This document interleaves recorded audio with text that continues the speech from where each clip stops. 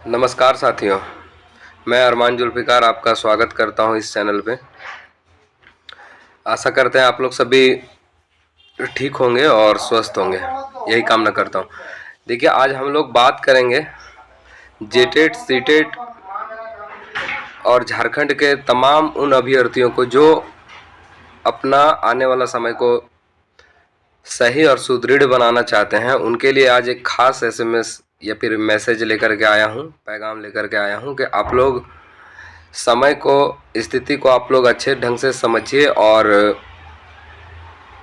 अपने फ्यूचर को एक तरह से बोला जाए तो आप लोग बनाने की कोशिश करें, उसको बिगाड़ने की तरफ ना देखें। आज हम लोग बात करेंगे सीटेट और जेटेट सब मिला जुला करके।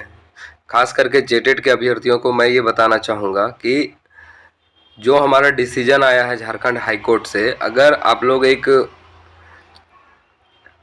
अच्छे स्टूडेंट अभ्यर्थी है, झारखंड के आने वाले भविष्य को अच्छा देखना चाहते हैं, तो आप लोग को खुद सोचना चाहिए कि जजमेंट कितना अच्छा है कि सिर्फ और सिर्फ झारखंड से जो बच्चे सीटेट पास किए हैं, मौका सिर्फ और सिर्फ एग्ज़ाम में बैठने का उन्हीं को मिला है।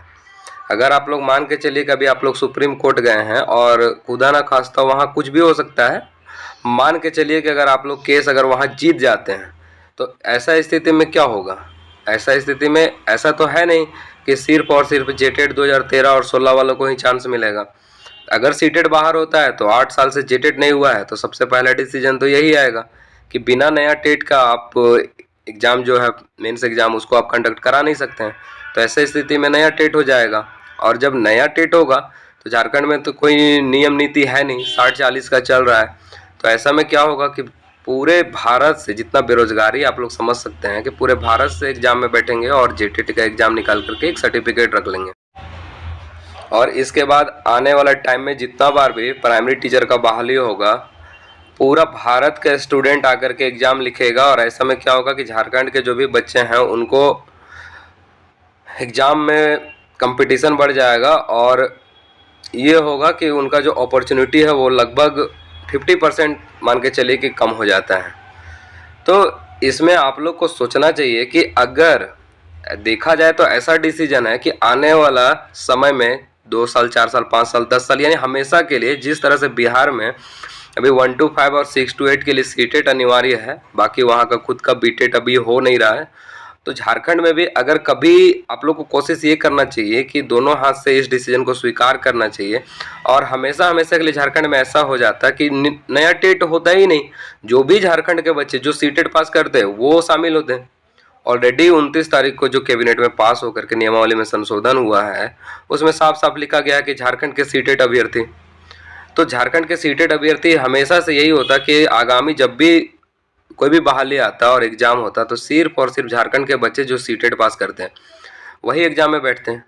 तो आने वाला टाइम के लिए तो ये एकदम एक नंबर हो जाता। इसको अगर देखते हुए समझा जाए तो 100 का 100% सिर्फ और सिर्फ झारखंड के बच्चों को चांस मिलेगा, अभी भी और आने वाला टाइम पे भी। तो ये तो बहुत बढ़िया डिसीजन है, लेकिन पता नहीं आप लोग के माइंड में क्या है, खास करके टेट वालों को।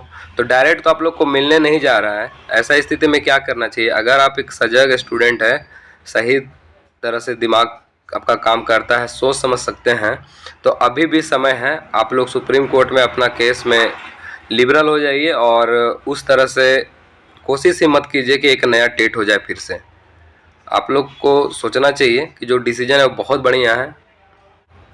मैं खासकर उन तमाम जेटेट अभ्यर्थियों से ये अपने भाई और बहन समझ करके ये आग्रह करना चाहूँगा कि आप लोग इस मुद्दे को थोड़े अच्छे तरीके से लीजिए और समझने की कोशिश कीजिए, क्योंकि अभी कंपटीशन बहुत कम है। 26,001 शिक्षकों की बहाली है और सीटेट का संख्या जो झारखंड के जो स्टूडेंट पास है वो बहुत ज़्यादा नहीं, 15 से 20,000 है। तो अभी आपका कंपटीशन सिर्फ और सिर्फ 20,000 स्टूडेंट से है, और आने वाला समय में ये और कम होते चला जाएगा। तो अगर मान के चलिए कि अगर आपका अभी नहीं भी होता है तो जब भी बहाली आएगा तो होना ही है, क्योंकि उस टाइम संख्या कम रहेगा। लेकिन अगर नया टेट हो जाता है तो फिर 40% यानी लाखों लाख स्टूडेंट हमेशा पूरे भारत भर से आएंगे, और उस टाइम जो अभी आपका चांस 50% है वो आपका आगे चल करके 5% रह जाएगा। यानी कि सबसे ज़्यादा मुसीबत में झारखंड का स्टूडेंट ही पढ़ेगा। इसीलिए अपना आप लोग दिमाग का इस्तेमाल कीजिए और ख़ास करके जेटेट वाले अभ्यर्थी जो सुप्रीम कोर्ट गए हैं, आप लोग खुद अपने इस डिसीजन के बारे में पुनर्विचार कीजिए और देखिए कि क्या सही है क्या नहीं है। अगर आप लोग मेरे इस बात से सहमत हैं, आप लोग क्या सोचते हैं इस बारे में कमेंट सेक्शन में अपनी राय ज़रूर दें। ये सिर्फ और सिर्फ झारखंड के हित के लिए मैं बात कर रहा हूँ, ना ही मुझे सीटेट और ना ही जेटेट से किसी तरह का कोई दिक्कत है। लेकिन फिर भी आने वाला भविष्य जो झारखंड का अगर अच्छा हो, और जिस तरह से आप देख ही रहे हैं कि झारखंड के स्टूडेंट को किस तरह से हर एक एग्ज़ाम में लगभग जो हमारा हक अधिकार है उसको किसी न किसी तरीके से छीना जा रहा है। ऐसी स्थिति में अगर आप लोग चाहते हैं कि आने वाला टाइम में सबका जॉब हो, तो इस डिसीजन को स्वीकार कीजिए और सुप्रीम कोर्ट में जो आप लोग का अभी चल रहा है सीटेट वर्सेस जेटेट, उस केस में आप लोग जानबूझ के बोलेंगे कि जानबूझ के हारिए ताकि झारखंड का भलाई हो। और अभी कंपटीशन कम है, आराम से एग्ज़ाम लिखिए, सबका जॉब होगा। बाकी आप लोग अपना विचार इस पर ज़रूर रखिएगा। जय झारखंड, जय हिंद।